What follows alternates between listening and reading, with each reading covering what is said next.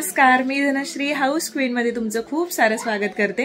आजचा दिवस तुम्हाला खूप छान आनंदात जाऊ दे, तुमच्या मनातल्या सगळ्या चांगल्या इच्छा पूर्ण।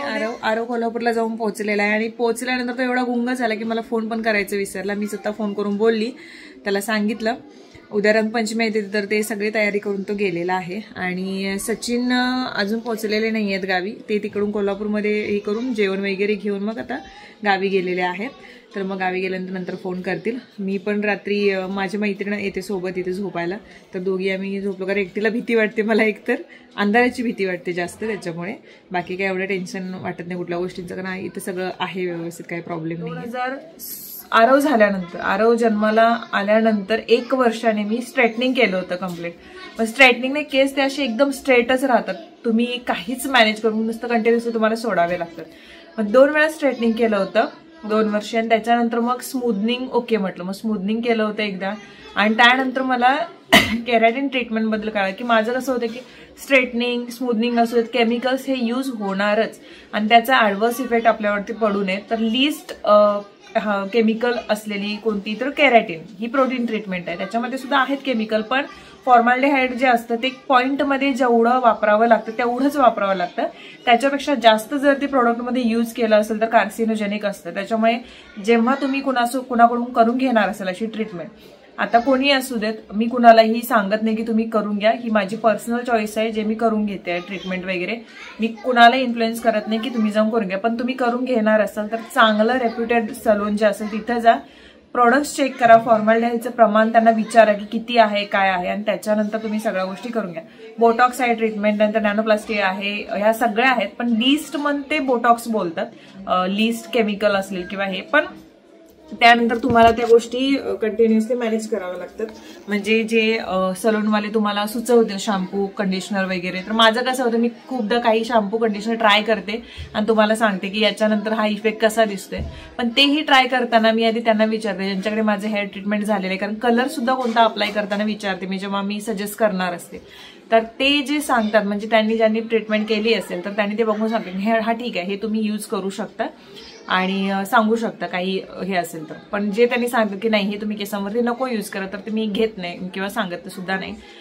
तर मग आता मला वाटतं दर 4 महिन्यांनी ही ट्रीटमेंट मी रिपीट करते, कारण केस माझे चांगले राहतात, मला कुठलाही इफेक्ट जाणवलेला नाही आहे अजून। तर पुढे काय होईल काय ते काय माहित नाही, पण आपण सगळ्याच गोष्टी गृहीत धरून चालत नाही की हे यूज केल्याने ते होईलच ते होईलच, आपल्या मनावरती डिपेंड आहेत काही गोष्टी तुम्ही यूज करताना ते इन्ग्रेडियंट्स बघितले पाहिजे, घटक काय बघितले पाहिजे। मी चालले, माझ्या मनात तर आहेच की केराटिन करूयात, पण आता तो काय म्हणतोय बघूया, कारण मला वाटतं मी झाले आता 8 वर्ष झाली ही गोष्ट करते, त्यामुळे थोडेसे मॅनेजेबल राहिलेत। लेंथ वाढल्याने मुंबईला आल्यानंतर केस गळतीचं प्रमाण जास्त झालं, कारण अचानक गाव ते मुंबई याच्यामुळे ते होतच, गावामध्ये केस चांगले राहिलेले, कारण ते वातावरण लहानपणापासून आपल्या शरीराला सूट झालेलं असतं सगळ्या गोष्टी।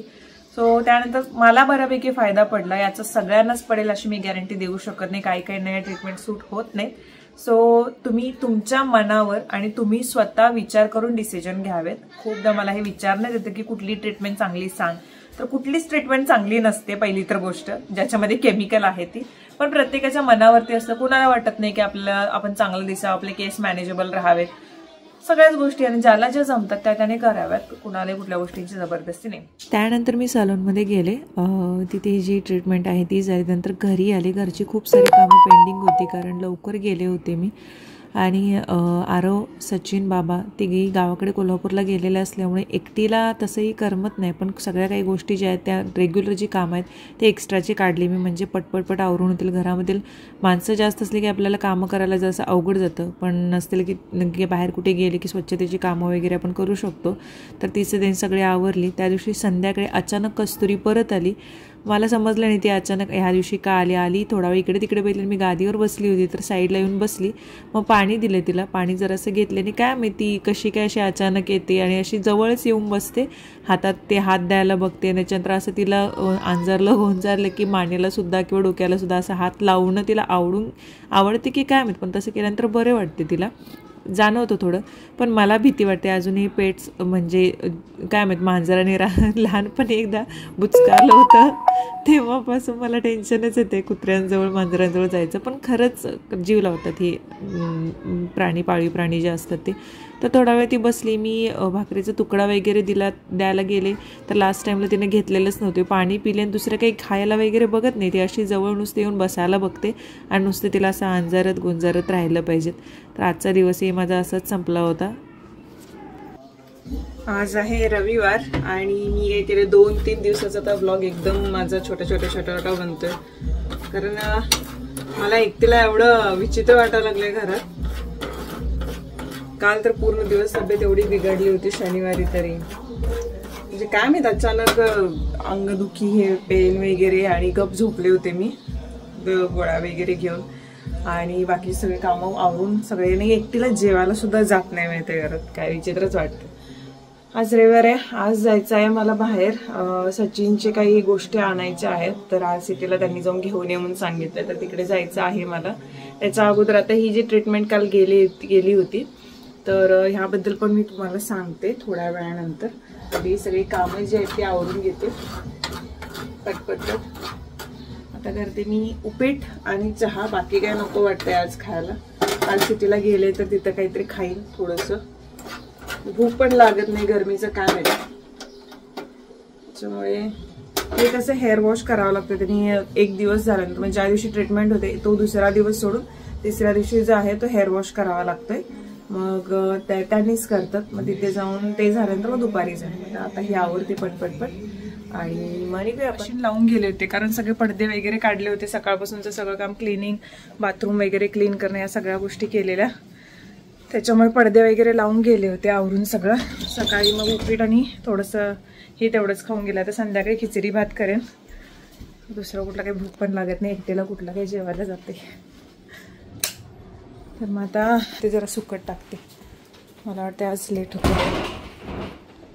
चला आवरते आणि चहा घेऊन मग आपण कंटिन्यू करूयात. खिचडी भातसाठी मी म्हणजे आता घरात जेवढं आहे तेवढंच बनवून करणार आहे.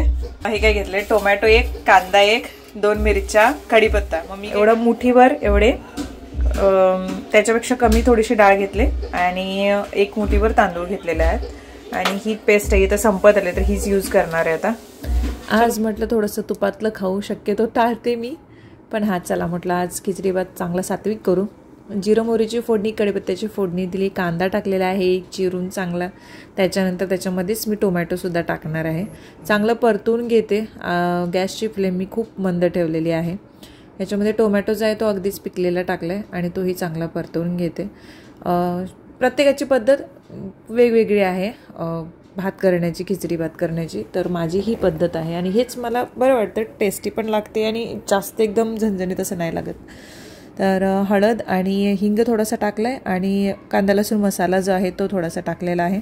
जास्त मला झणझणीत करायचं त्यामुळे बेतानच टाकलेला आहे. त्यानंतर डाळ आणि तांदूळ जो भिजवून ठेवला होता मी, तर तो मी ॲड करते आणि तोही मिक्स करते. गरम पाणी मी एकीकडे तापत ठेवलेलं आहे, जे की नंतर मी यामध्ये मिक्स करणार आहे. एकटीसाठी एवढा पुरेसा आहे भात, थोडासा उरेल असंही वाटतंय मला, पण ठीक आहे, उरला तरी काही हरकत नाही. सकाळी खाईन मी तो थोडासा जो असेल तो. त्यानंतर याच्यामध्ये गरम पाणी जे आहे ते मिक्स केलं आहे. जवळजवळ त्याच्या तिप्पट पाणी मी टाकलेलं आहे, जेवढं तांदूळ असेल त्याच्या. आणि त्याच्यानंतर मीठ टाकले, 1 शिटी घेतलेली आहे आणि त्याच्यानंतर ती पूर्ण वाफ मी काढलेली आहे. शिटी झाल्या पूर्ण वाफ मी काढले. इथे खिचडी भात जो आहे तो तयार झाला आहे. पळीमध्ये मी तुपामध्ये आलं लसूणची पेस्ट आणि जी सुकी मिरची असते त्याची फोडणी देणार आहे. कधी कधी मी काय करायचे, आलं लसूण ची पेस्ट, त्याच्यानंतर त्याच्यामध्ये जिरं टाकायची आणि तिखट हळद टाकून ती वरून तडका द्यायची. पण आता म्हटलं हा फक्त एवढाच तडका देईन मी. त्यानंतर हे परत मिक्स करते मी आणि 5 मिनिटासाठी झाकण लावून परत ठेवून देते. तर अशा प्रकारे खिचडी भात करते. आरवला खिचडी भात फार आवडतो आणि आम्ही जेव्हा बाहेरसुद्धा जातो तर कधी कधी आरवाने मी खिचडी भात ऑर्डर करतो. छान असा खिचडी भात तयार झालेला आहे. आता टेस्ट काय मला माहित नाही कशी झाली, जशी झाली तशी मी खाणार तर आहेच.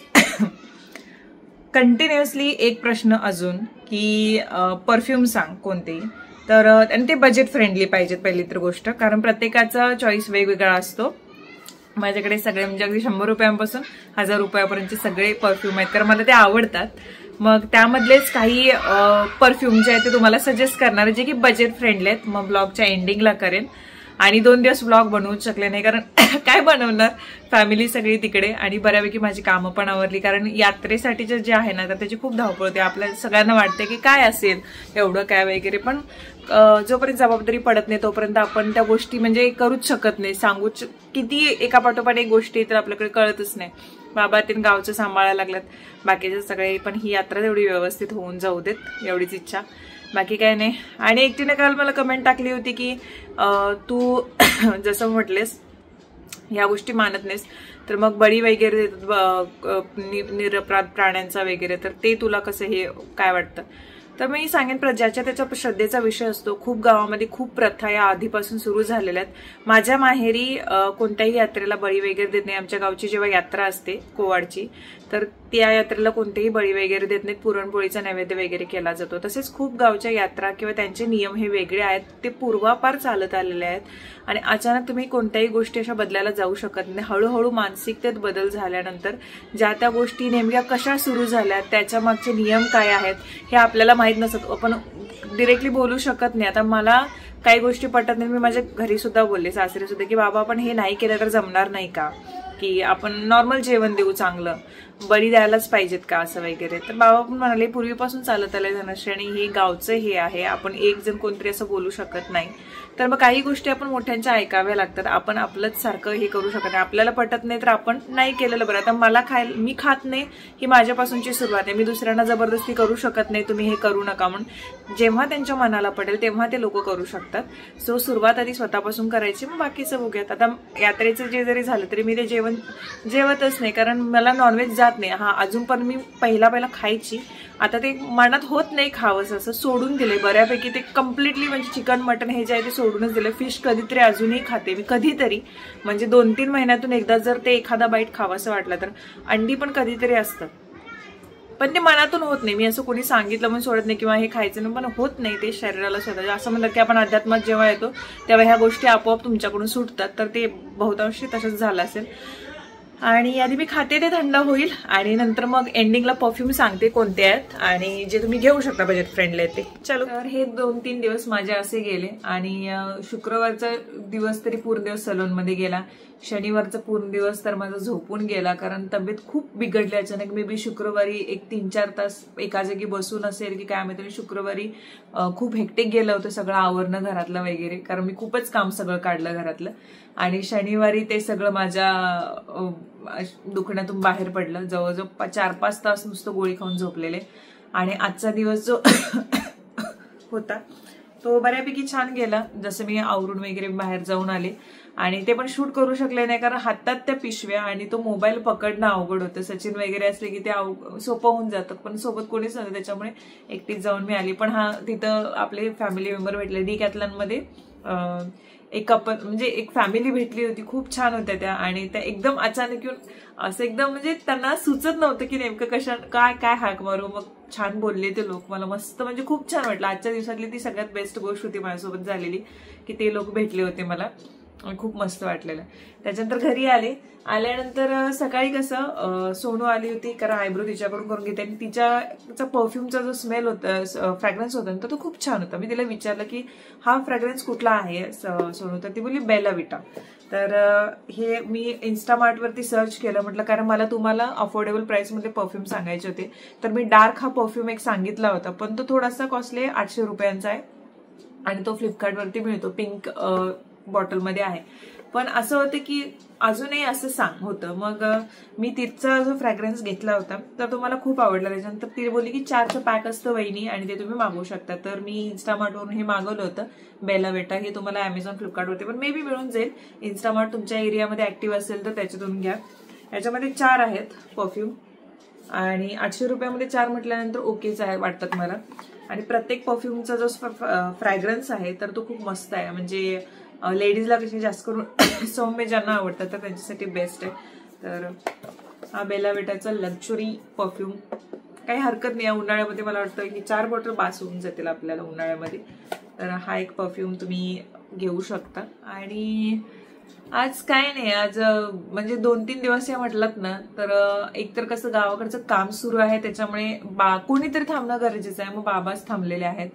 सचिन जाऊन तिथे किचन वगैरे जे करायचं किंवा टाईल सिलेक्ट करणं आणि ह्या गोष्टी थोडं मोटर वगैरे बसवायचं होतं, त्या कामासाठी त्यांना जाणं भाग होतं. आरव म्हटला की मम्मी 2-3 दिवस सुट्ट्या माईकडे पण नाही करणार तर मी जातो. मग मला म्हणायला लागले की तू पण येणारस तर चल. आता 15-16 दिवसाला परत जायचं म्हटलं तर मी म्हटलं राहू देत, कशाला, इथं घरी पण कोणतरी थांबायला पाहिजेत आणि इथले पण कामं काही आहेत ते आवरायला पाहिजे. तसं नंतर वगैरे थोडंसं धुवून एक टाकणं, उन्हाळा आहे तसं पटकन सुकतात कपडे.